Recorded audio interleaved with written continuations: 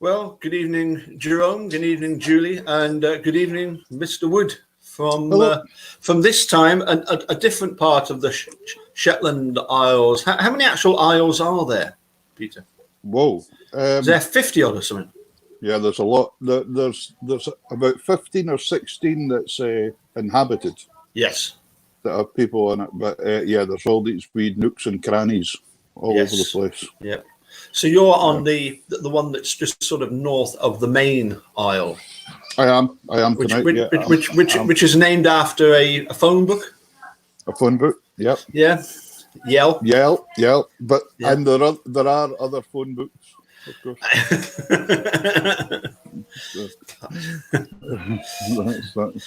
And I was just saying that, looking out the window, it looks as if it's midday there. Yeah. Well, somebody doesn't want to go to bed. Yes. Yeah. It's of course it's 9 o'clock at night, but even up until a month ago, we had, it's nearly daylight the whole night. We have a thing called Simmer Dim, where they actually go and play on the golf course right through the night. Wow. Yeah. So it's quite a bit of fun. I know the downside of that, of course, is, as you were saying in the 2 weeks ago, you get some really short days, don't you? Yeah. Midwinter's 4 or 5 hours sometimes daylight. Yeah. So a bit of some people take hard on that. They don't like not having daylight. Yes, yeah, that's right. I have heard about that, but I suspect that the advantages of being on the Shetland Isles far outweigh the occasional disadvantages. Yeah, I know. When I moved here like 25 years ago, it was. I found it difficult to sleep at nights in the summer because it was daylight all the time. Yeah. So I had to get like blackout curtains onto the windows and things just to make it feel like it was night kind of stuff thing because it was so. Oh. Yep. Did I lose you there? Where no, I can still hear you, but the picture's not. I've got you. Yeah. Got you. Sorry about that. No, you're fine. So it's So there's a lot of nice things going on. So. How's the tunes in the house going? What number are you up to now? Today was 131. Wow. And it was 2 sets today. I can't remember. What did I do today? The Fuller reel, the Shalds of Fuller. Oh yes. Which Royal Scottish Country Dancers do it, I think, as a 40-bar jig or something. Wow. But we don't. We just play it, and that's it. It's one of the things as well up here with the 8-some reel, for instance. Like so, the 8-some reel, there's a set amount of bars that is done to down south in Scotland. Yes. Yeah. But up here, it's just you play until the last person's finished. Yeah. Oh, tell me about the 8-some reel. It's something daft like 40 bars and 8 lots of 48 and another 40 bars. But I mean, I was going to ask you. I've obviously titled this video "You, Me, and a Special Guest." Would you like to hazard a guess?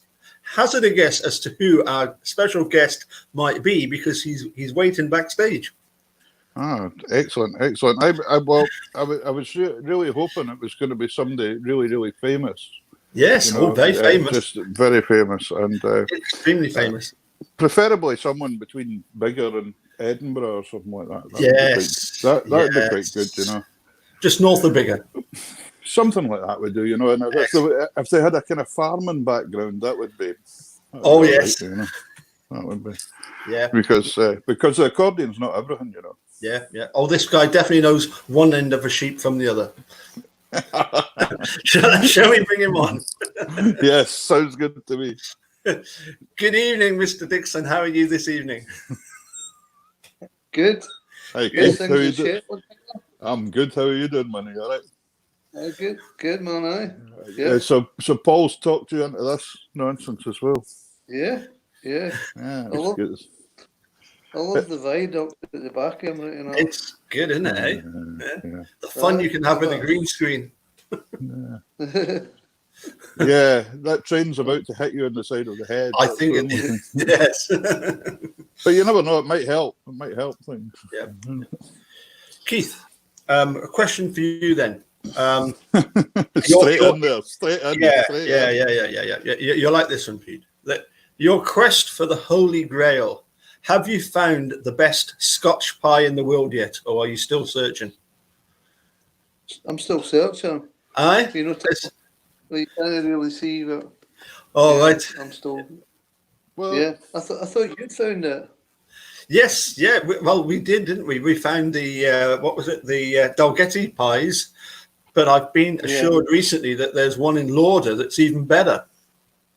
That right? Yeah. Do they do good? Sorry? How's the pie in Shetland, Peter? I guess I was going to ask. Scotch pies is well, yeah, they are here, but it's not a huge thing. It's it's slightly yeah, they're good though. They're okay. The baker's ones, but you get mutton pies and things like that as well. So you can get a mutton pie and bits and pieces. But the one we found that was in Bankery, there was a real good Scotch pie bakers in Bankery once when we were there. That was a good. I would recommend that one. Yeah. And I suppose it depends if you like them deep fried or what you want. You know? I think I got roasted mutton in Shetland. Is that a thing, Peter? Yeah, absolutely. I'm in Yell just now. I'm up at my mother and my father-in-law's, Marcel and Joe's. They're up in Gairdie and Yell and mid Yell, and we've had a great week of fish food as well this week because Marcel, I got seafood chowder the other night. The old chowder, and it had fresh salmon, scallops, smoked salmon, all that in it. And then we had. Now we got Piltix. Piltix is coley, the blackfish. But you boil them and eat them cold, and their livers as well. That's you eat the fish livers. Wow. Yeah. So it's all been very good. And where I'm sitting just now, I can look at just now. He's got some salt fish drying on the line out there just now. You know, the salt the fish and then dry it. And then use it with soup and tatties and that sort of thing. So, but roasted mutton, that's just your sorted mutton. So is that chowder? What's the difference between a seafood chowder and like a Cullen skink? No, it's about the same. Is it delicious? Same idea. Yeah, same idea. So it was all very good. Yeah. So we've had a great week of it. How's the pie testing going in Galashiel? Well, yeah. I mean. We get 4 of them every Saturday from Dalgetty's delivered, and they don't last very long. But they're very good. They've got just a bit more, like your standard Bell's. And I do realise there are other Scotch pies out there, but Bell's is the main one. You get the pack of 2, don't you? Sometimes you get the pack of 6 small ones, which are quite good. But I've never worked out if they taste better if you take the package off or keep it on. I've never really worked out. They lack a bit of the spices that you get in the sort of Dalgetty's ones, and also there's a very famous one at Peebles, isn't there? Butcher's there. All right, that's Keith's area. He'll tell about. Is that Forsyths in Peebles? Yeah, I think Forsyths is a good butcher's in Peebles. Yeah. Keith, we got 2 weeks ago. I got to find out some of what Peter had done as a sort of in his sort of early musical development, and I just wondered if you wouldn't mind sharing with us how you first got involved in music. In other words, life before you had the misfortune of meeting the likes of me and Peter. I just told him, Keith. I just told him the legal bits. I didn't tell him the illegal bits. Yeah. Go with the good bits.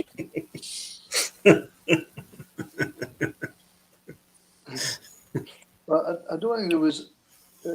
Peter came into the equation quite early on because Peter and I probably started playing. What was you be, Peter? Maybe 14 when you started playing with the band. About that, yeah. And so I would be a wee bit older, 2 or 3 years older than that. But sort of from the beginning, yeah, my dad played the box, so he encouraged me to play, but didn't really get any lessons till 14 maybe, 13 or 14 with Alistair at Bigger to start with, and then of course with you at Melrose it was, wasn't it? It was just above the shop at Melrose.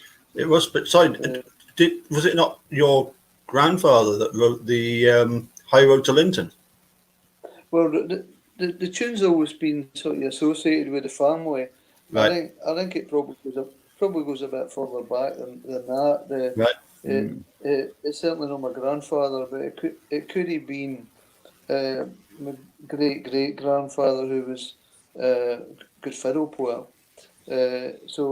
But he could have played it, or he could have composed maybe. I don't know. It could have been involved in some way. The tune is sort of associated with the road Area. from here to West Linton. But I mean, there's so many guys would say differently. You know, there'll be, but certainly there's music in the family. Yep. And sorry, so when you first started off, it was with Alistair and the orchestra. Yep, yeah. Alistair just got back from South Africa, and I think it would be 1980, and got a few lessons there, and he quickly sort of formed an accordion orchestra, and then I think it would be maybe 2 or 3 years later I met with Peter, and we played with Joe Taylor and Ian Henderson in a group in a dance band for a while, and as I say, The thing was that Keith's wife Sheena was in the same year as me at school. Ah, right. And her father was the janitor at the time as well. Was John the janitor at the time when I was at school? I can't remember if he was. Or was it later than that? He was. Anyway, the house was just down the road for the school, so we used to get together at dinner times, and well, that's the official word for it, dinner times, for a wee practice and things, but it maybe involved me missing double maths or something like that, you know. That would have been a shame, eh? Yeah, disastrous. You'd have been devastated about that. I was, yeah. And was it? So was it very much? Obviously, Peter, you were telling me about you playing the pipes, and Keith, was it very much Scottish music that you were into? You know, it's because Bigger's got some famous box players have come from Bigger, haven't they? Like Alex MacArthur. Yeah, but I think we both were at the club at that time, and Alec MacArthur would be involved in it, you know, with the running of the club at that time. Yeah. But it was Scottish dance music that we were playing. That was the gigs we were doing were dances. The first time, Paul, I can remember seeing Keith before we even played together was he used to do a duo thing with his brother Gordon. Gordon used to sing. Remember that, Keith? He used to do the thing with the kilts on. It was kind of like a mini Alexander Brothers type thing. Yeah. Oh. And I think I was piping for my sister doing a Highland dance at Bigger High School in the old PE hall or wherever it was there. And Keith and Gordon were on that night as well. I remember your dad's car as well. He had what were the kind of cars? The one with the wooden panels. Like a Morse Minor. Countryman. Yeah, your dad used to have one of them, didn't he, Keith? Yeah, I think he had one. I don't think it was the estate. It was more the I think it was just a Morris Minor. Yeah. The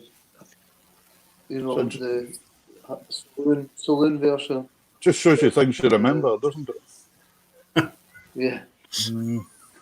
Yeah, but that might have been the Gallaudet dance or something like that. Something like that, yeah. Could have been anything. And who was your brother that played fiddle in the first band that I was in? Aye, Gordon. That was Gordon. Peter's talking about. Yeah. Yeah. That was my younger brother. So he played the fiddle and he did a bit of singing as well. Yep. And how did you get to meet Charlie Todd? Probably through the Recording Club, I would think. Probably, yeah. Charlie did start. Yeah. Charlie came up and helped me a lot to begin with chords and things, because I was kind of in a similar boat as Keith. The tuition I was getting at the time was a bit kind of basic, I'll say. Sure. And Charlie upped the game a wee bit for me by showing me chords and that. But it helped me incredibly. I built an awful lot of my lead playing roundabout chords, would you believe? Because once I'd worked out all the notes that were in chords, yeah, in Scottish music, as you know, with bar passing notes, that's really what it is. Well, yes, yeah. Well, although it would it be fair to say that that's often a sort of comparison between the East Coast style and the West Coast style. West Coast slightly more melodic, East Coast a little bit more, as you say, up and down the arpeggios and the broken chords. Or is that too much of a generalistic? I'm not very sure. Okay. I'd say we'd have the West Coast, I would think, always thinking more like for pipe music and that these Gaelic waltzes and 2/4, 6/8. Where the East Coast is maybe more towards the Skinner thing, so your marches with the variations and maybe technically more demanding. Right. And the bands could be the same. You would think guys like Jim Johnston, who would be East Coast because he was from Tronene. So you've got that compared to, say, the Bobby McLeod thing, which would be more also West Coast. So it's like 2/4 and it's quite an interesting thing, though, isn't it? Because then you got somebody like John Ellis for Dundee, and it was heavily pipe-based band as well. They played an awful lot of pipe music. It did go back and forward, but the Mixolydian scale was popular in the West Coast. Let's put it that way. Yes. It's interestingly, the second and third time I came up to Shetland, I stayed with a lady that lives sort of just round the corner from the Isleworth Centre, Jasmine.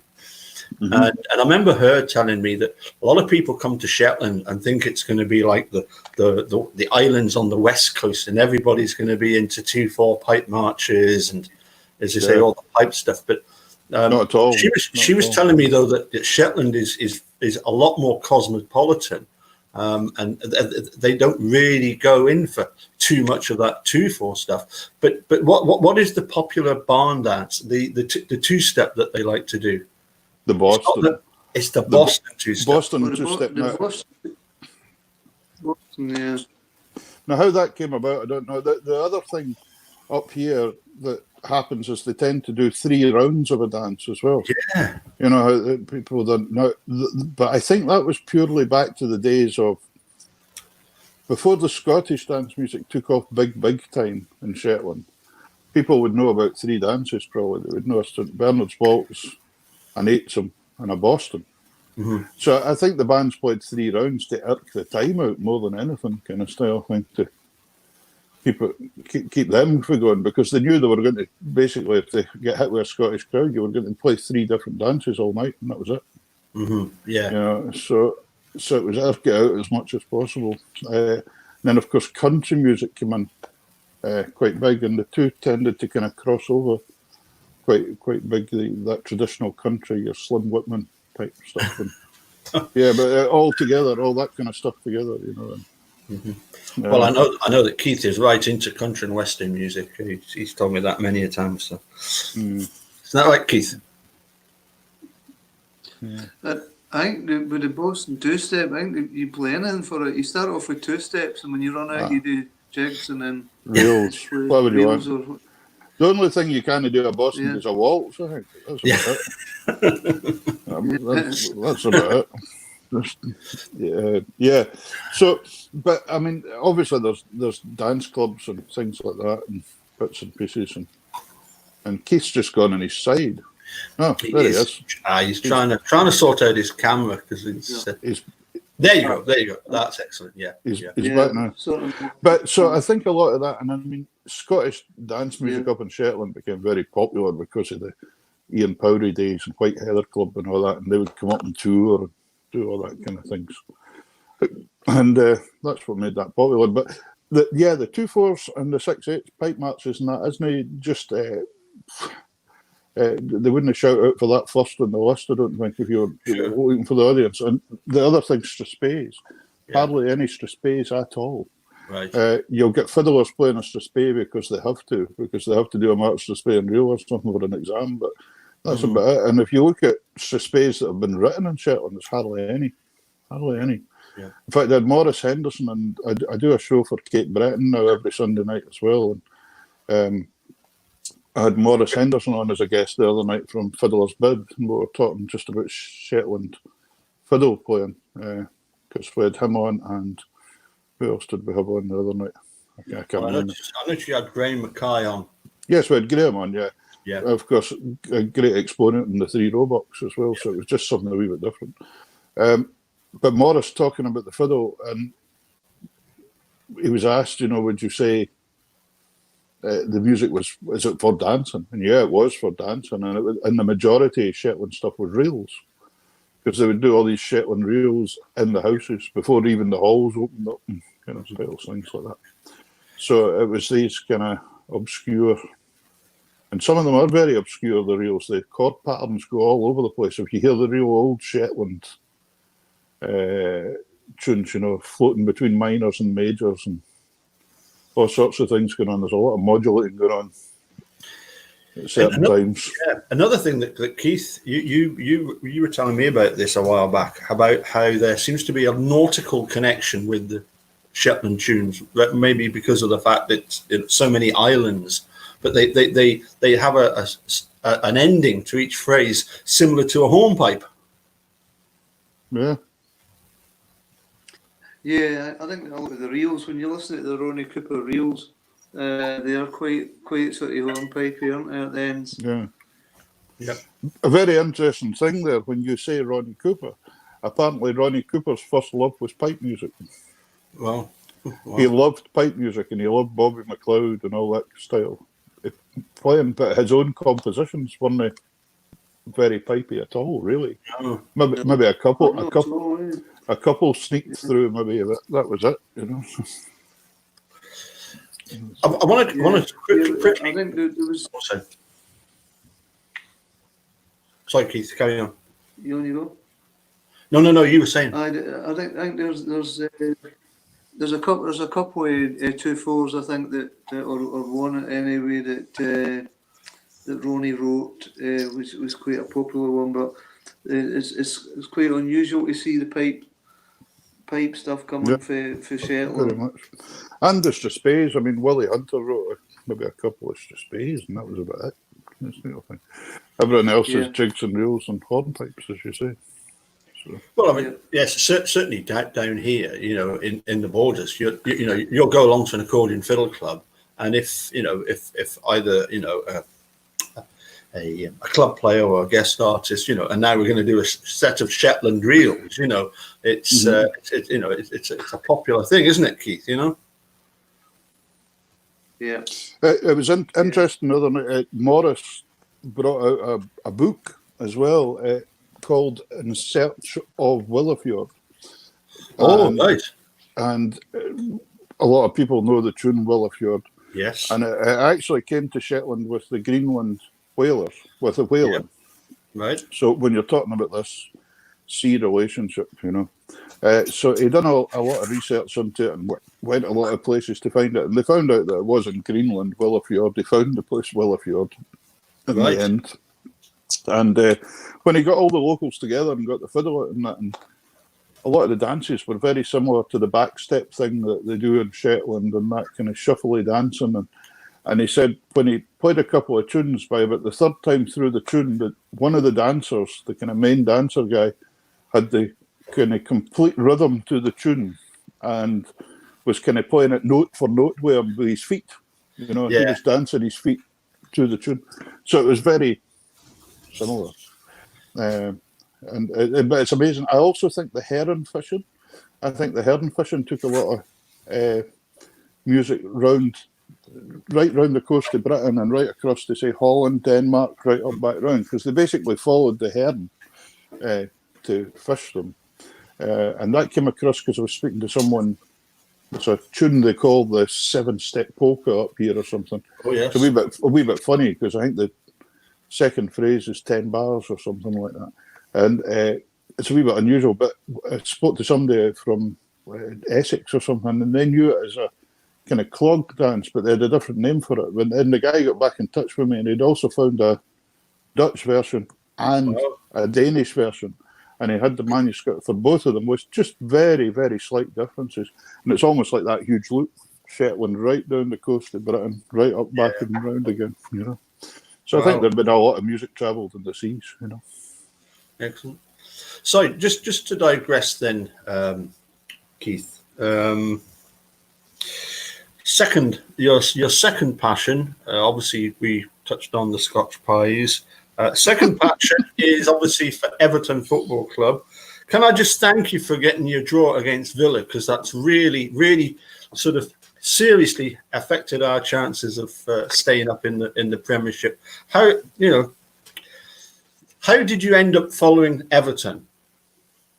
I don't follow Everton. You do. You've been to Goodison. I've been to Goodison once in my life. But the only reason I went to Goodison was to try the pies. It's curry pies.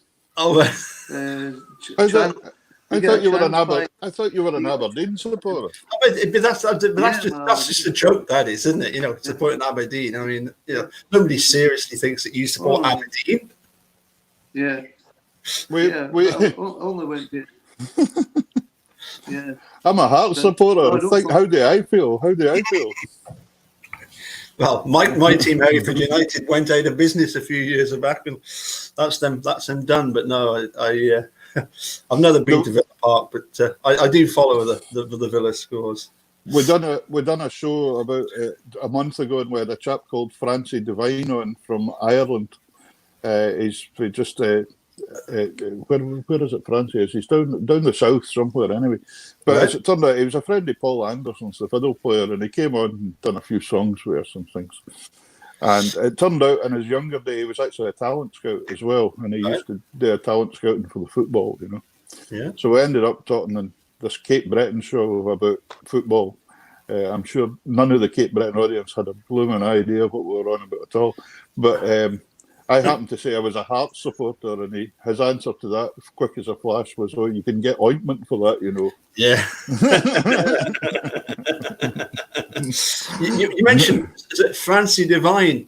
Yeah. Keith, have you not got the whole collection of Sydney Devine records?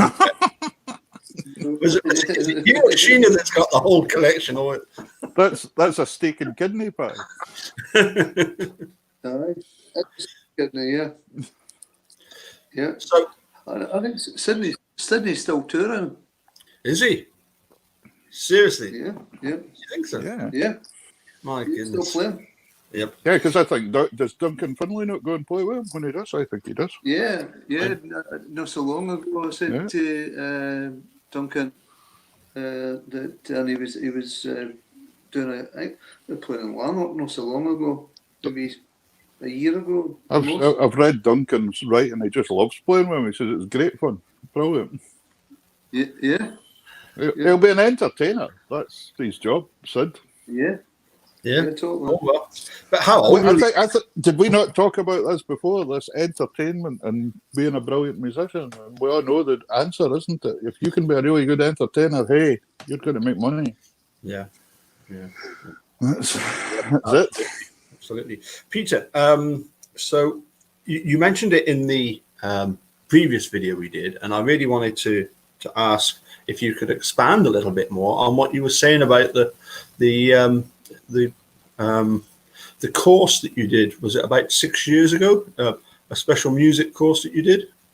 Well, yeah, I done a degree. I done a BA honours in applied music through the Right. University of the Highlands and Islands. Sure. And actually, I've started a master's as well. I'm halfway through it, so it's in the music and the environment. But it was about 6 years ago. The only reason the opportunity came along, Strathclyde University used to run the course, Right. but you had to go full time. But they were dropping the course, and UHI took it on. And one of their, I suppose, hooks to get people in were, come along, you can study from far away, online, blah, blah, blah. So I actually worked full time, studied full time, done the whole lot in a winter, So, I mean, some people gave up their work or whatever to do it, but I just worked away at it at nights and done it that way. Quite a lot of it I found was stuff that you and I, the three of us here, have seen since we were 14 years old, like Keith's talking about. We know how to set a PA system up. We know how to plug a microphone in. We know what causes feedback. So, but in general, the course was very, very good because it was so diverse, right through to management, to promotion, to the music world, basically. You were doing everything from copyrights to publishing, and just setting you up to basically apply for stuff in business, and Right. and get it going, So it was looking, and also big in education, where a lot of people coming out as educators in music and covering all the spectrums that were involved with now, with health and well-being and music and all that alleys that are there to go down. Sure. Which kind of brings me on to my next question to Keith, which is obviously the third passion, apart from pies and football, is of course accordion, and particularly accordion tuition. And I wondered if you could expand a little bit on a conversation that we've had a few times, which is, this isn't meant as a criticism of the players in the Scottish scene, but why is it that here in Scotland we are famous for producing accordionists, but not at the international level, competition level of some of the other countries? Now, Keith, you've shared many a video about the competition over there. Is it in Finland?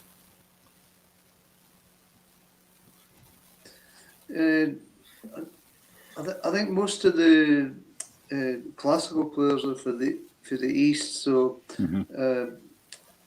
mainly Russia and states there. You don't find a lot of the classical accordionists come from France or Italy or Germany or the UK, but the serious accordionists are really from Russia.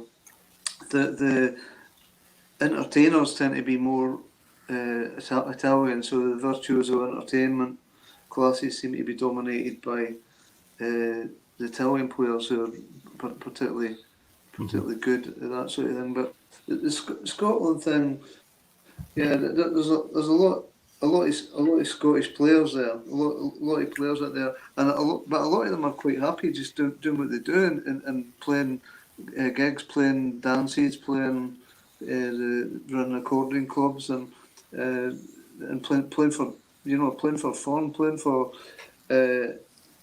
people's enjoyment without being too serious. So yeah, I think we do pretty well. but the UK haven't done particularly well in the world stage, if you like, with the either the virtuoso or the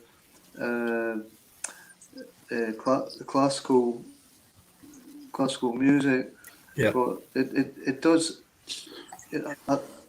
I think with the classical, it's a different ball game for where we are. With the vast majority of the accordion players here, it's a different instrument. It's just a different way of thinking. But when it comes to entertainment, what you're saying about entertainment, you go to you have a look at, say, the World Accordion Championships. There's only a handful of people there. Most of them are the players and the families of the players and that. There's no, but when you take players in Scotland, if you take somebody like Brandon there, he's filling big theatres, Yeah. and it's not. Absolutely. Brandon, like say Leonard Brown and that as well. They're putting on the show, aren't they? They're doing the show. Callum McLean from Mull. Yeah. Did Callum do quite well in international competition at one point in time? Yeah, I think with Clementhal or maybe some of the German competition that he was involved in. Playing Callum's bag was the continental music. But you see, it's amazing as well when you look at France, Belgium, and that, and they've got dedicated television channels to the musette music and the. And it's all very showbiz, isn't it? It's all very sequins and dancing about and all that. And maybe just as Paul, maybe we're not like you guys, that we're just very modest Scots, and we're not like you guys with the Italian backgrounds that like to ponce about.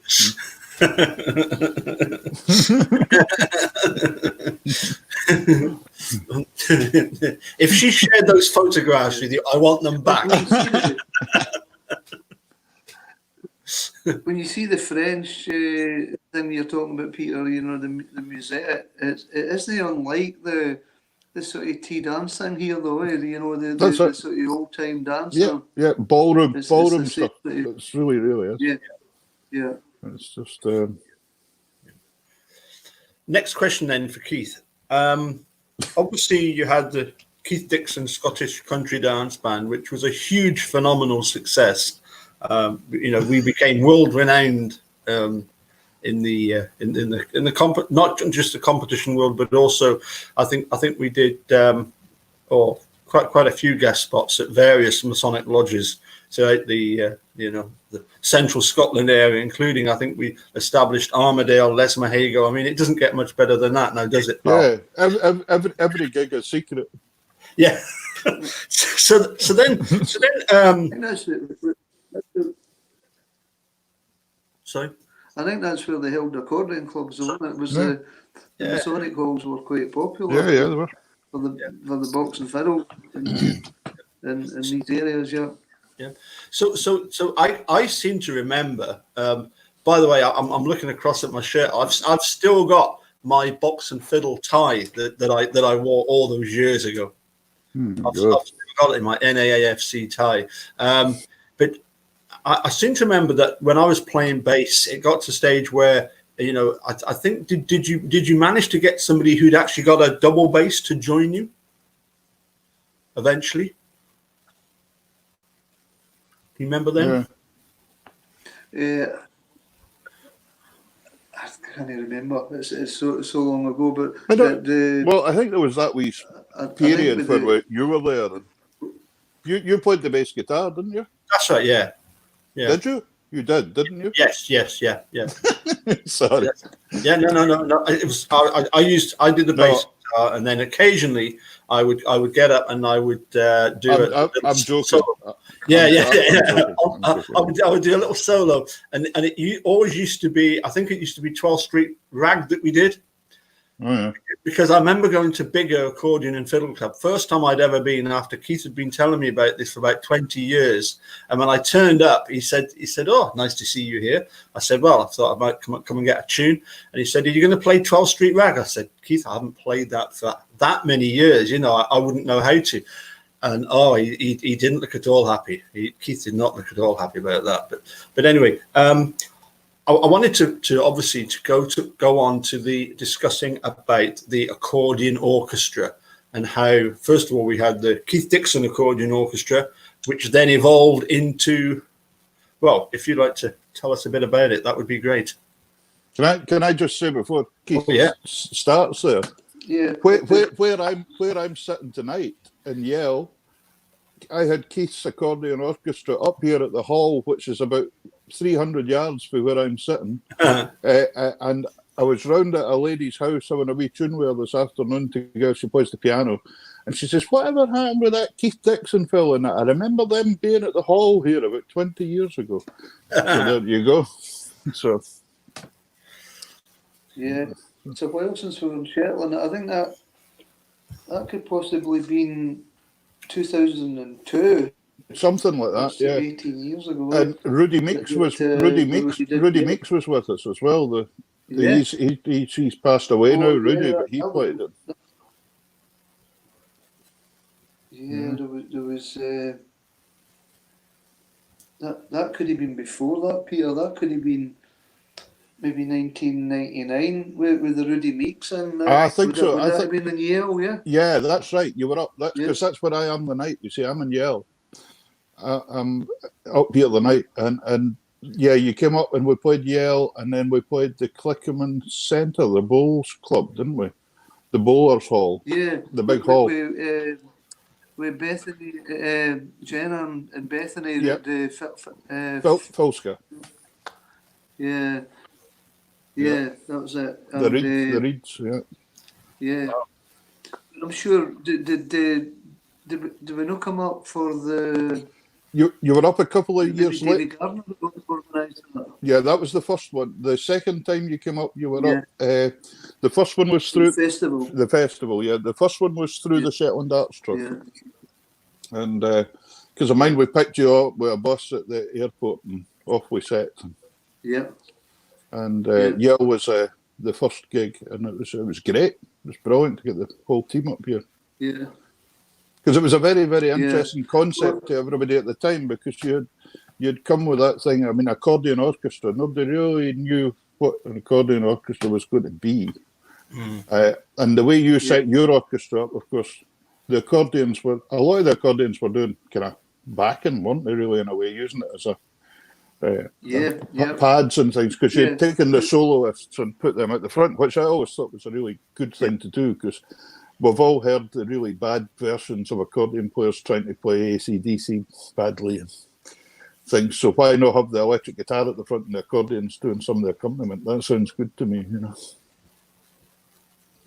Yeah, well, at that time we would have fiddle, pipes, and vocals as well. So at the front, so that that was the band, if you like, and then you had the accordions were just, as you say, back and up, but there would be a strong rhythm section as well. You know, there would be bass and keyboards, guitar, drums, percussion as well. Added percussion, so it's quite a big band at that time. Quite a big big group.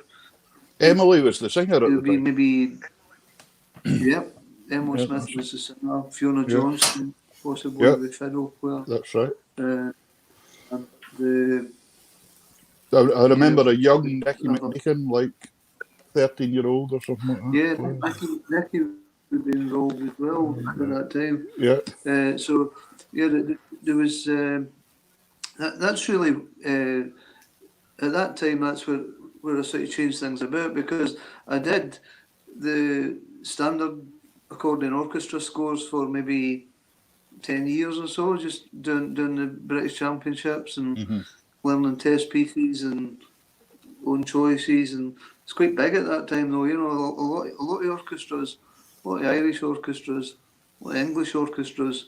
There's maybe half a dozen for up here as well. So at that time it was good, but then it was I just want to try something different. I want to try something that hadn't been tried, and no, it was good. Yeah, and absolutely. no, enjoyed the gigs in Shetland. Well, I think you described to me, Keith, as being. I think we learnt intermezzo in blue, and we spent hours programming the drum score onto the HS6 that I'd had, and you said to me, that you've got all these people that come along for lessons. What do they want to play? Do they want to play intermezzo in blue, or do they want to play jigs and reels? Yeah. And that's when that for me was well.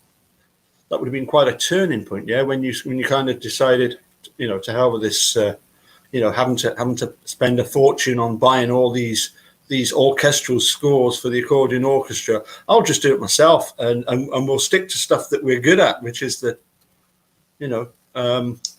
jigs and the reels, But the whole sound, the whole set. I remember going to see you at, of all places, I went up to Bewley, didn't I? Yep, Bewley. Yeah, and what a sound! Yeah. That was yesterday either. That's when we did a wee sort of tour where we've I think we played in Aviemore, Bewley, Applecross, and finished at Tina Park, I think, that year on the Cayley tent. Mm-hmm.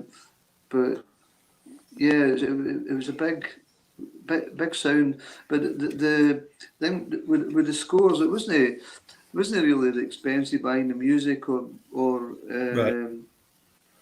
That everybody else was doing it, but it was just to try something that maybe hadn't been tried, and also stuff that had been tried. A lot of the pop stuff at that time. The Corrs were quite big at the beginning of the sort of that decade as well. So doing some songs, Corrs songs, and that type of song. Oh yeah.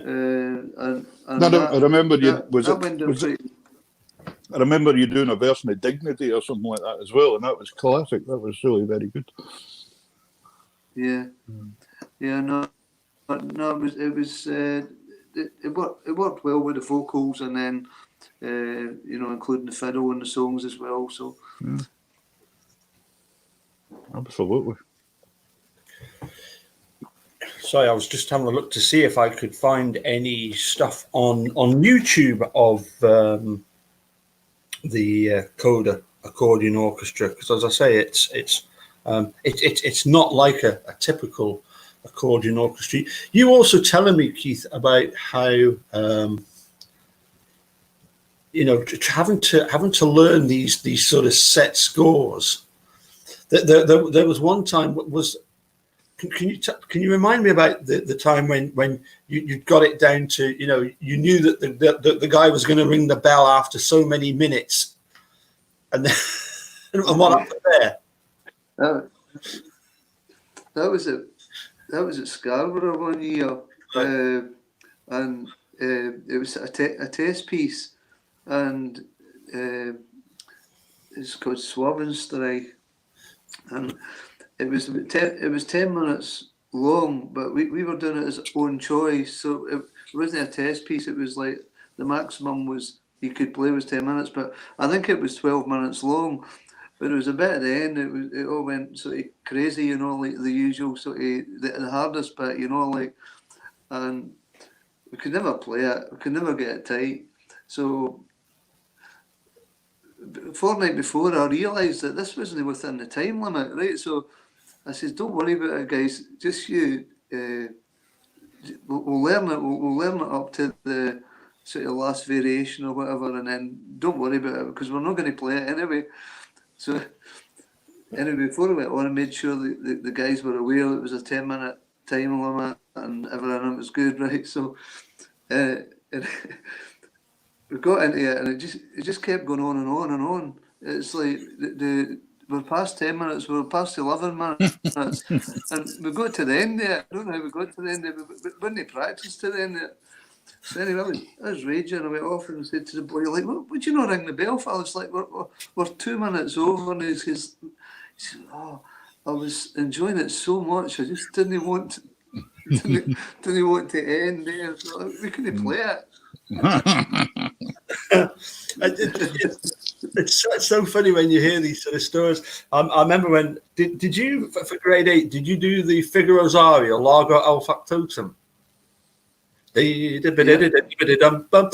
I had Cyril Pasby for my grade 8, and him and my dad had a few drinks the night before, and it runs to about 12 pages, and of course the last couple of pages are just as you said. Paul, Yeah. is that why you passed? Was your father plying the would drink the night before? Absolutely, yeah. All the nepotism you can get. So anyway, it got to the last 2 pages, and Cyril just said, "Oh, that's fine. I've heard enough." So I didn't have to do the last couple of pages. But I remember one of the Perth festivals that I think we only played in one with the band, and I can't remember who won it, but was there not a 6-minute time limit for the band section at Perth? And the winner, I seem to remember they went on for ages. Is that right? Have I got that right? Could be. Possibly, yeah. Could be the same thing. Maybe they were just enjoying themselves so much they didn't want to finish. Maybe they couldn't get their music stand set up or something. I don't know. But no, talking about Scottish champions, well, obviously, Have you ever, just on a matter, you're talking very much about competition here. Have you ever seen in competition? I remember my father telling me, my dad was a gamekeeper, and I remember him saying to me once about a gun dog trial, and it was a competition with the gun dogs, and there was only one dog in that particular section, and the judges at the end of it gave the dog second. Mm-hmm. They thought the dog didn't justify getting first. Have you ever seen that in an accordion competition? No. Have you ever seen that happen? Well, Keith, you can go first, but I'm sure I recall Cyril Pasby refusing to give. There was some incident with Cyril, wasn't there? I can't remember, to be honest, but it possibly could have been sort of a matter of a principle. I'm sure that we got one of these European orchestra things that we did.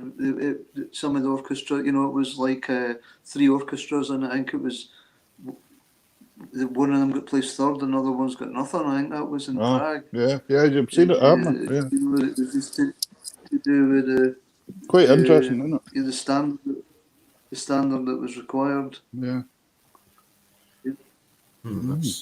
Yeah, I mean it's a bit bizarre, isn't it? I mean, how can you possibly come second when you're the only one?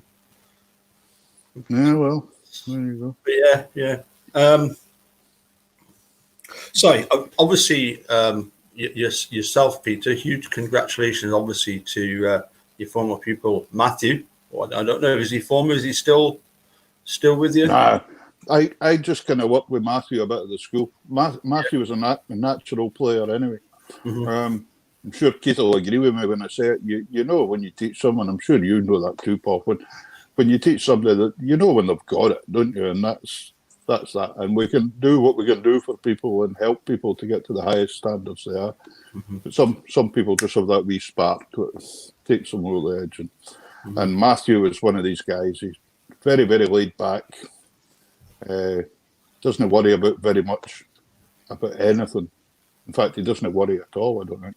Right. And very, very natural musician. I mean, he went to grade 7 on the piano and then thought, I've had enough of this, so he stopped playing the piano. And then he got into the box, and he was just a kind of come along and have a tune type guy.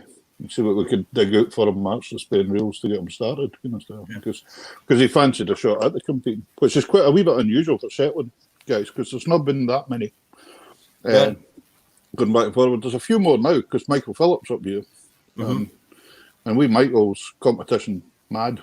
He's daft about it, so he writes a competition march every single day, I think, So and then sells you the book. He's a real fiver. Real fiver. Fifer. But there we go. But yeah, and I mean, so Michael's obviously, and he's in that.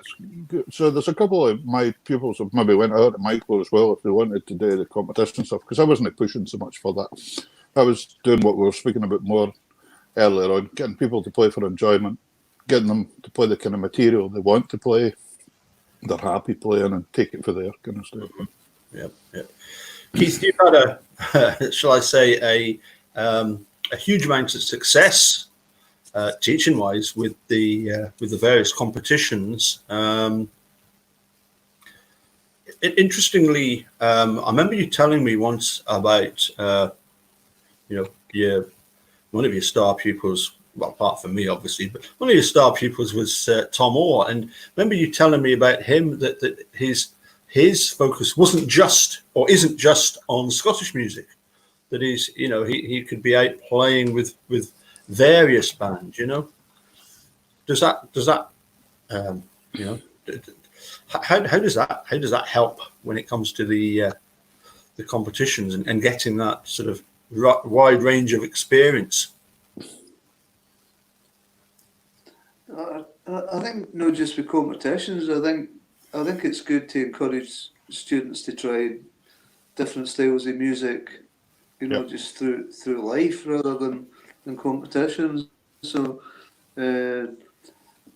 some of the guys took to the classical or maybe more continental tunes than others.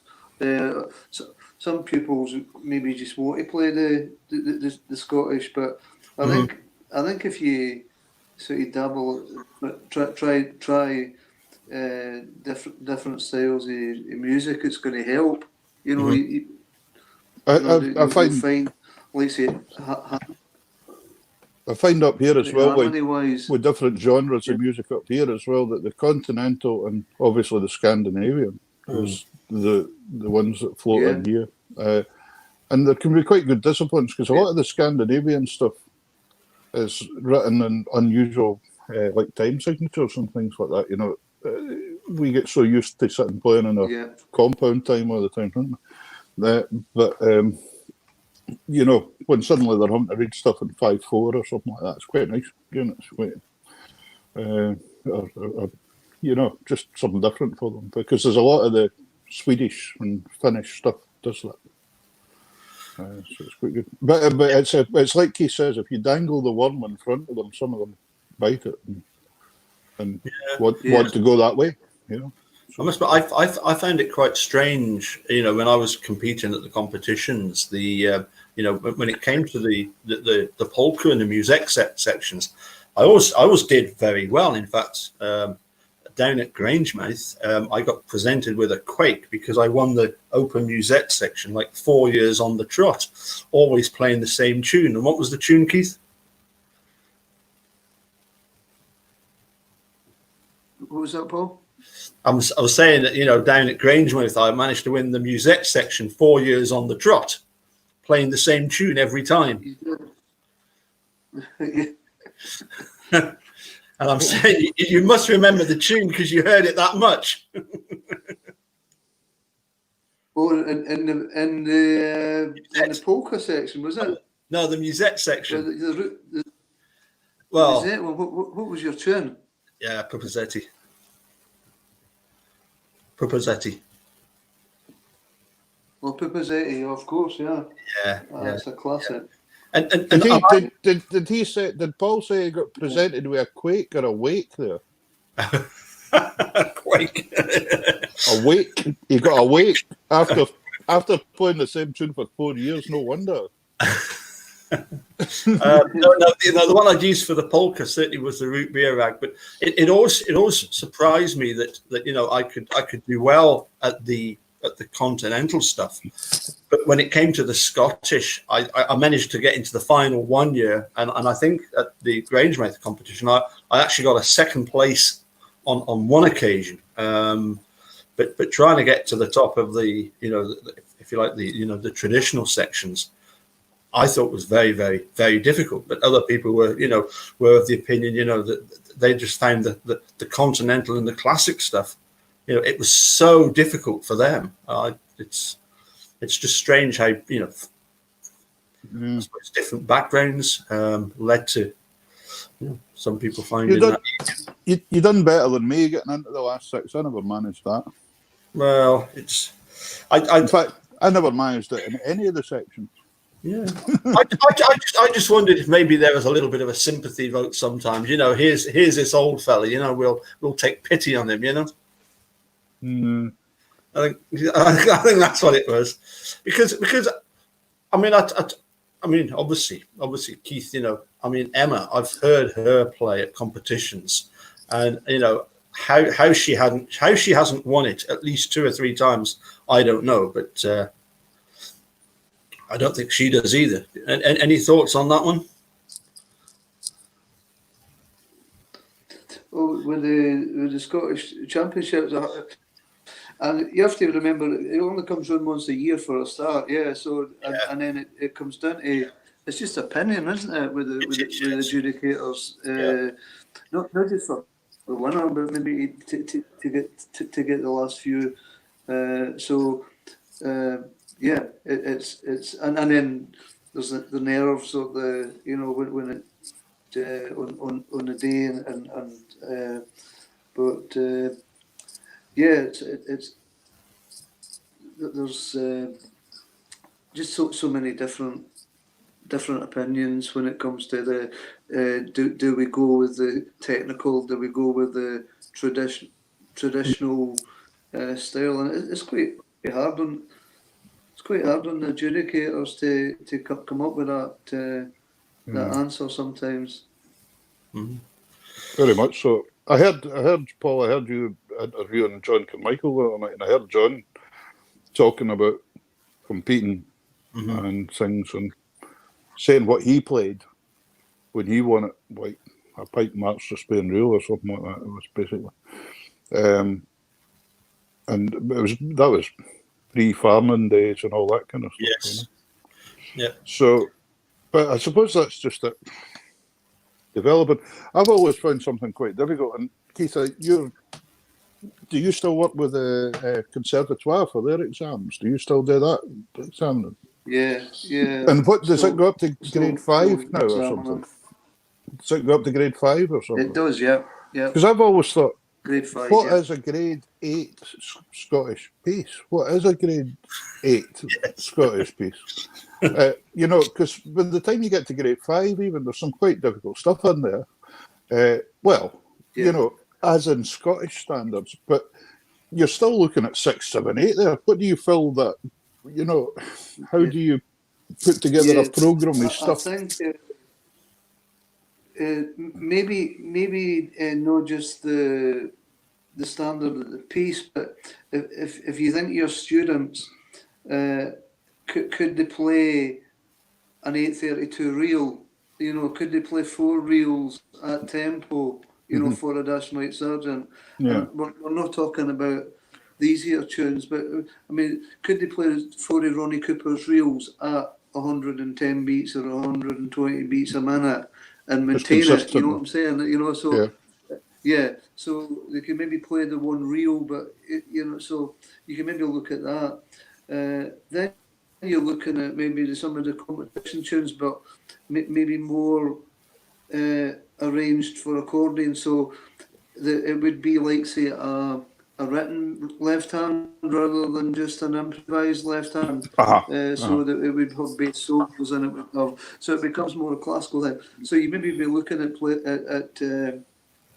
say composers like Robert Black, who come up with sort of technical exercises, Peter Farman type tunes, and they become more challenging. But I think tempo's got a lot to do with, a lot of guys can play a jig, say a pipe jig at 100 beats a minute, but can they play it up to the required, the 126 or whatever the pipers are playing it at, and maintain that and hold it together. Another thing to look at is the more interesting left hand pattern, so maybe a folkier left hand rather than just a traditional vamp, you know. So combining chords. So combining chords it is difficult. It's quite difficult when you've got when you look at the BRSM Grade 8 piano and think what would what pieces would match up with the pieces that were doing the Haydn or the Scarlatti or whatever you're asked to play at Grade 8 on the piano. What can you come up with on accordion that would? It's really to have the same degree difficulty, isn't it? It's good. It's interesting though, isn't it? When you look back at, well, I mean, I've approached Associated Board quite a few times because obviously they're a board that come up here, an examination board to do multiple instruments, but of course they've got no syllabus for accordion. They've got a syllabus for harpsichord because there's hundreds of them. But I know there's harpsichord players all over the place. I mean, they're just. See, in Shetland, you kind of move for harpsichord players. The otters sing harpsichord music. But the thing is that they really weren't interested in taking it on board at all. It wasn't. And then I also spoke to Trinity Guildhall as well. And they had started a thing because Margaret Robertson got up here to set up a fiddle thing, a traditional thing through Trinity. But they don't seem to want to go down that way for the accordion, whether they've not had enough interaction with that. They'll do the performance grade or something, they call it, or something. There's like 3 grades they'll do, but they'll not do a 1-take. There's foundation, intermediate, and advanced. Like music certificates at Trinity. Yeah, that's right. And Trinity, and it's because it was quite interesting. The occasional. Because that original Trinity syllabuses had, like Owen Murray would have put a lot of that together, I think, wouldn't he? He would have. Yeah. So it was heavily influenced by classical music. So. It is, yeah. And split as well into freebase and standard bass. So, but you do get the occasional one, maybe an Ian Lothian arrangement or composition in there as well, but it's heavily classical pieces, classical music. Yeah, but even then, Trinity weren't interested in doing grades as such now for accordion. So. Yeah, I think first of all, though, I mean, as you were saying about the fact, in the piano syllabus you've got Haydn and Scarlatti and Bach. I mean, they're all from 200 odd years ago. I don't think we've quite got the repertoire of accordion music, have we? I mean, a lot of the time we are taking traditional music that was written for other instruments and having to play that. It's I get your point. It's a bit of a challenge, isn't it? With the piano, what they're trying to do with the piano, of course, is just get different styles. So the list A tends to be Baroque, and when they get to list C, it's more contemporary. But with accordion, with the traditional accordion, there's still plenty of scope. I mean, you can look at say the dance tunes. What I'm saying is, right, maybe you would get a reel in grade 5. But it's a reel, you just play it once or twice at the most. But can you maintain what you were saying about the 8th reel? Can you keep it going for 4 tunes or even playing a 4th to it's challenging at tempo. I'm just wondering, Keith, because you're familiar with the rock school. I don't know, Peter, if you've had much with the rock school, but certainly I've got a couple of electric guitarists. And they absolutely thrive on the rock school stuff. And of course, they're having to play along with a backing track right from grade 1, and they thoroughly enjoy it. But that is not easy, having to to keep up with the backing track. I know it's something that you've got quite into recently, Keith, isn't it? Is the backing tracks for accordionists? particularly the continental style? Yeah, a lot of the French guys just use it. It's like the same backing tracks as well. You know, Yeah. Buy them. sort of karaoke tracks behind the French thing, and a lot of the players that you were talking about doing the sort of ballroom French thing, a lot of them are just using these backing tracks. But it is a good discipline. But it would be a challenge in an exam for them to play with a band, you know, play with a backing thing. But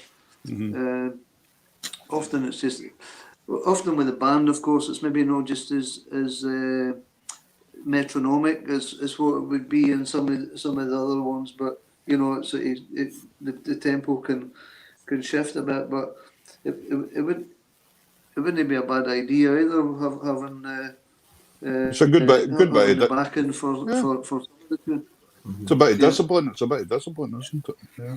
I mean, I've always been of the opinion that if you want more people competing at the competitions, well, Keith, you came up with a great idea that I don't think anybody's ever thought of running with, and that was your idea a while back was to have, you know, all of the accordion clubs, you know, put forward somebody to represent their club, and you could even have like a regional playoff, and then you'd have maybe 5 or 10 clubs going forward to represent their clubs at the championships. That I thought was an excellent idea. But the other thing I've always thought about is that, you know, to allow the people that get up and play to have more accompaniment, because that's what they're used to at the accordion club. You know, it's one thing that's become really, in the times we're in just now with COVID, etc., and we're all teaching differently. We're all using a lot of online stuff. I was using quite a bit of online stuff before COVID because I've been teaching remotely for about a year and a half, couple of years to some of the outer islands in Shetland and things. All right.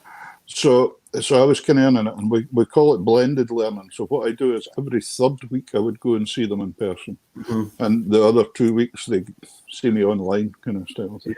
Yeah. So working with that and building up the Glow site through education site, and I actually have recordings and all that sort of stuff, all the pieces, all the music, everything, PDFs of music is all on there. So the student can go on and play along with me, kind of style thing, and whatever they want, kind of style. And so you're working towards that kind of aim already, kind of style thing. But it has changed. It's quite interesting, but it's made because of us having to work this way. We're finding new techniques all the time, kind of style thing. And then when we go back, who knows what's going to happen yet? We're not very sure. You know, it's a bit up in the air, kind of style thing. So, but hopefully it'll. But one of the things when you talked about people joining in and liking back, and one of the things that developed I started playing a set of tunes every day, just on Facebook, and that was day 131 today, as we were talking about, kind of style thing. And I think I've managed to not repeat anything yet, so I'm doing not too bad. I've maybe repeated one tune or something. So, but it's certainly helped my sight reading, because I'm having a kid on that I ken all these tunes, but I'm actually looking over the top of the camera. But the thing is that the other thing that developed out of that was Martin McLeod got in touch, and we've done the Tunes in the House thing, which is the collaboration site on Facebook, and folk can come in and join in. Basically, somebody puts down a lead track and some music on, and then folk can come in and jam along and play and all that. And it's amazing how that's taken off, and people have really, really enjoyed it. And even what we would say, not an expert player, but maybe somebody that can just get a tune out. They get a tune out, and then on comes 5 or 6 musicians behind them playing it, and it makes the whole end product sound really, really good. And that player goes away feeling fantastic about themselves. Yeah. And for me, that's brilliant. You know, that's great. You know. Because somebody once said, I can't even remember, we've had about 300 musicians involved with that now. And somebody said to me, you must know most of these people. And I don't. Yeah, there are some people I know. But there's an awful lot of people who just come out the cupboard that obviously like to sit and play in their bedroom or whatever like that. And You never know. When this is all over, they might come to an accordion club again and have a tune or something like that. You know, it might have built up their confidence a wee bit or something. You know? Who knows? Absolutely, yeah. Yeah. Did you notice, Keith, how light it is still up there in Shetland? Yeah, it's great, isn't it? Yeah, it's like. You can do one in December and you will get that. Eh? No, Yeah. the electricity the electricity meter at this time of night's going pretty slow, but in the winter it's whizzing. There was a comment from William. It's nice to see Shetland up and coming, having electricity and that. When I came up 2 years ago to Shetland, it was with the pianist, a lad for. Look at that. See? Yeah, still daylight. Still daylight.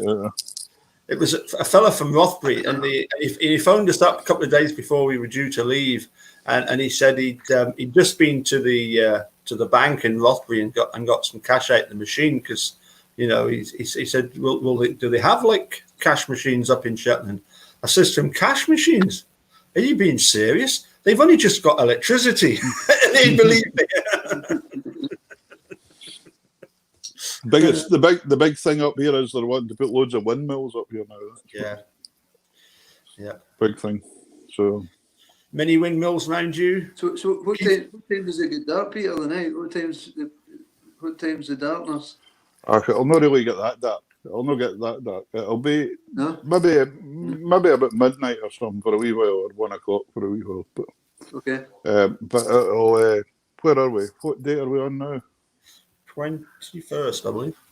We're about a month after the longest day now, but the longest day, you know, it's daylight right through nearly. Yeah, they go and play golf all night again in the golf course and things. Yeah. And it's any nocturnal animals. It must be a bit disorientating. Yes. Yep. But you must find that it when it starts to change, when it gets towards the, you know, when you're like dark, like in December, each day you find a difference. Every day that gets different, yeah, and it gets shorter and shorter and shorter. It seems to draw in very quickly, and when you're down to, you know, that December bit, when you're down to the 3-4 hours daylight, it's quite dark then.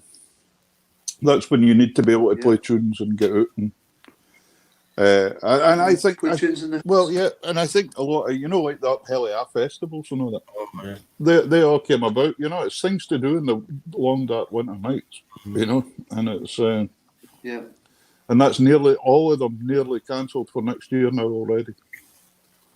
Nearly the whole lot. I think there's 2 left that's late on. What's that, Pete? All the Uphelly are cancelled next year. They're all cancelled. All right, So who knows?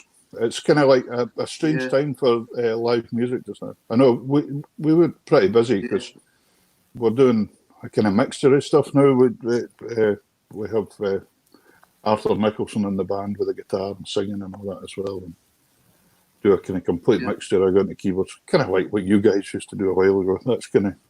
I always think Shetland, so the musical thing kind of happens maybe about 10 years down the line, and it changes over, and now people are wanting that kind of whole mixture thing for a wedding and that, so we do that, you know. Yeah. So we're kind of one of the busier. A function band. Yeah, and we're kind of we're pretty busy because of that, and everything's been wiped out, the whole lot. So what was that? I don't recall Mr. Wood plays AC/DC. Did I hear that correctly?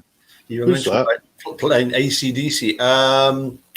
I don't recall. I think Cherie, but we have been known earlier on about doing AC. But we'll do it. We do anything. We really do anything, and we'll learn stuff up for weddings if folk ask for it. We'll give it a crack, you know. Yeah. You'll get Superstition by Stevie Wonder if you want it. Who cares? Yeah. In fact, here's a great question to finish off. I know what the answer would be if you asked most farmers in the borders, but Peter, if I'll come to you first. Is this going to be political? No, not at all. If you weren't doing what you do accordion wise, what would you have wanted to do if you could have the chance to be anybody you wanted to be in some other walk of life?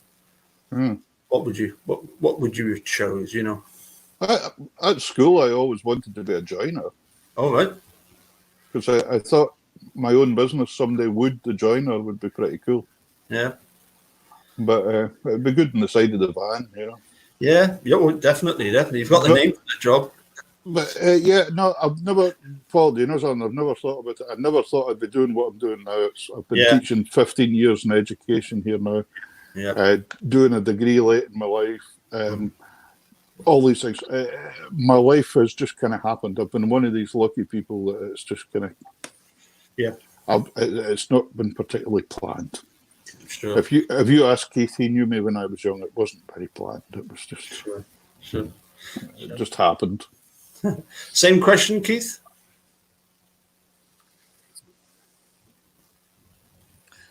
Yeah, well, I'm still trying to work out what I want to be. Because better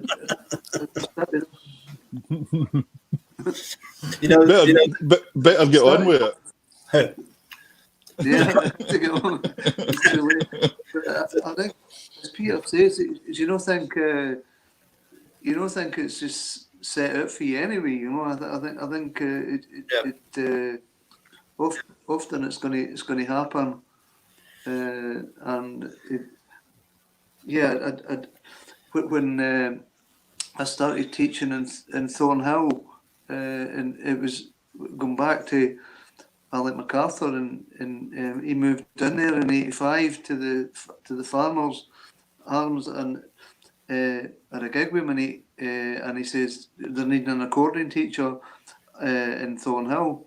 So it's quite a trek. It's 90 mile round trip for you, and I said I'll give that a year. Now that was '86, and you know that was it. I was going to give it a year and see how it panned out. But yeah, it's I think it's mapped out for you some of anyway. You just started. How many private pupils are you working with a week now, roughly? Then, roughly. Not so many as what I used to do, but and with the online thing's been a bit less, but I do the school down there, so you know I've got in one day in the school, you know, you've got maybe 40 in the school between the P5s and the groups, but yeah, individually probably knows as many as what I would have in the past, but still enough. Yeah, that's good. Yeah, I always remember the drummer Hector. He told me that when he was young, Hector, yes, Who's Hector? Hector Mackenzie was the drummer of Monaco Cayley band. Keith knows Hector well, and he always says that the teacher was going around the class, the primary schools, you know, the P3s and P4s, and, you know, going around the class, you know, asking everybody what they wanted to be when they grew up, you know. So, you know, Johnny, what do you want to be when you grow up? I want to be a fireman. Sally, what do you want to be when you grow up? Or I want to be a nurse, you know. Hector, what do you want to be when you grow up? He says, I want to be a drummer. She says, you can't do both. Yes. But no, I mean, seriously, I would love to have been a member of AC/DC. I could just see myself with that Gibson, giving it plenty, you know. My wee girl just loves AC/DC, and our wee boy's called Angus, so she thinks it's brilliant. She says, "Here comes Angus," and off we go, and that's it. It's AC/DC time. So yeah. So, but you know, Brian Forrest, we all know Brian. Yes. Everybody knows Brian. Brian once told me something as well, which was, and it's interesting when you think about it and the times we've ended up in just now, just because of fate. But he said he remembered an old professional that was long gone now once telling him about music and saying, music is a wonderful thing, son, and all that. And but he said, just make it your crutch in life. Don't totally rely on it all the time, and then you make of it. And I kind of see what he meant there in a way. I've been lucky. I'm in a position as a musician where I'm employed by a local authority, so I've got a wage coming in. But if you were a full-time musician at this present moment in time, pretty hard going. Yes, yeah. Although I have noticed that a few people are doing sort of online concerts, and people are able to contribute if they want to make a donation. But yes, very, very, very difficult. And for me, I don't know when.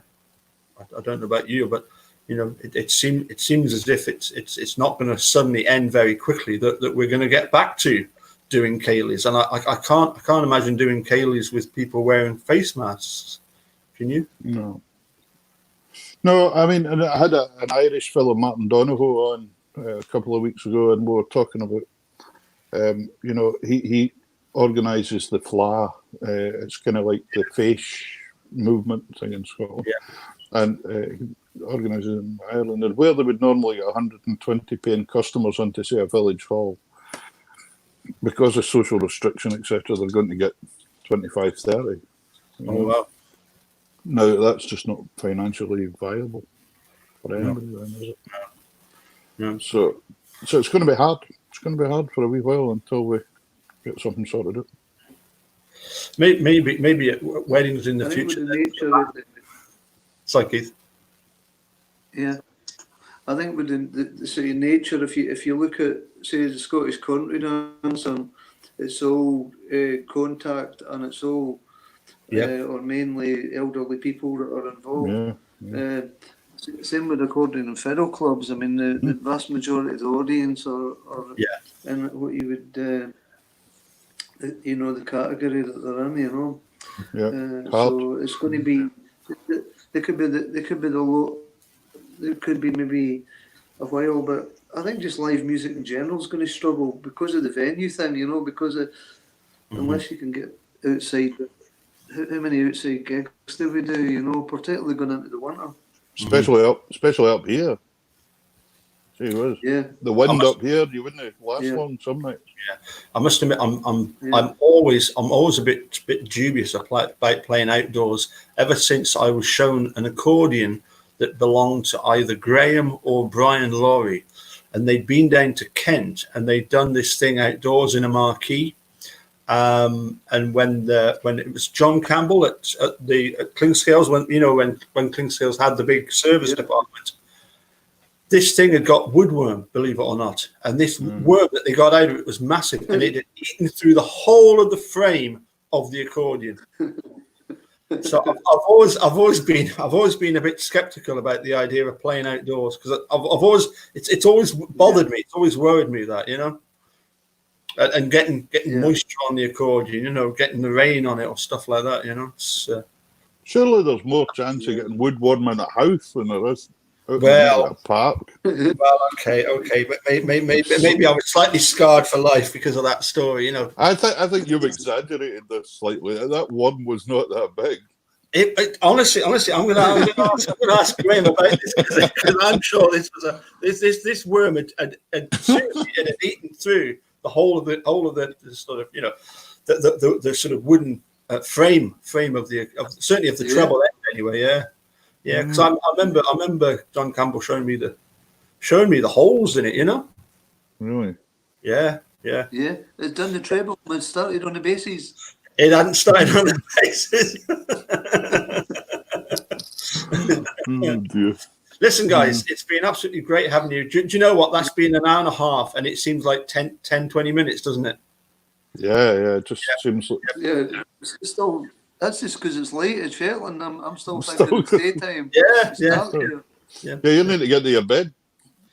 Yes. Yeah. So, so I was hoping that at some point in the future you'd like to join me again for a chat, and possibly when I've got some of the other guests lined up, there might be one or two people that you would particularly like to come and have a chat with. So so if you're up for that, then that would be great. I think next week I've got Northumberland fiddler. I think everybody knows Roddy Matthews is going to come and join me for a chat. Yeah. And I'm pretty sure it's 3 weeks' time is Gordon Shand. Oh, brilliant. Good. So yeah, it's Gordon's one of my favourite traditional composers. well, I remember you showed me some of. In fact, I'm sure I've got the yes, I've got a Gordon Shand book, because there was some. Was there not one Strasbourg that he wrote that one part of it sounds a little bit like Bach's Toccata in D minor, doesn't it? Maybe. Yeah, it's the one he wrote for me, Dickson's Doubles. That's it, Dickson. Do you know what? I was watching the telly early tonight, and guess what? I was watching the snooker, and guess who was playing? My double. Jimmy. He's my double, Jimmy White. He actually, Gordon wrote a reel for me this year as well, actually. Yeah. Send it up. It's a cracker. Yeah. Yeah, beauty. What I really like about him is he's got there's a, he's got like this totally unique, nice, fresh touch in there, but it still hangs on to the tradition. So he can, I mean, sometimes stuff goes so far away from the tradition it's lost its memento, but he doesn't. He manages to come up with wee hooks that make it nice. Yeah. Well, listen, if you can join me, that would be absolutely brilliant. We can have as many as 10 people on the chat. Now that might get a bit too much, but if you're able to join me again, that would be absolutely brilliant. I'll keep you informed. And well, brilliant. Thank you very much, Peter. Thank Wood, you. Singular Wood. Singular Wood. And Keith, take it easy. Give my best wishes to your lovely wife and your family, and obviously to your family. But Keith, did you notice he said "take it easy" to you there? But he's obviously thinking you're. He didn't say "take it easy" to me. He said "take it easy" to you there. He didn't say I was to take it easy. Everybody takes it easy on Shetland. It's these farmers down in Biggar that are working like the clappers. Brilliant, guys. Okay. Catch you later, Peter. And thank you very much, Keith. We'll see you. See you soon, guys. See you again. Bye-bye. Bye. Bye.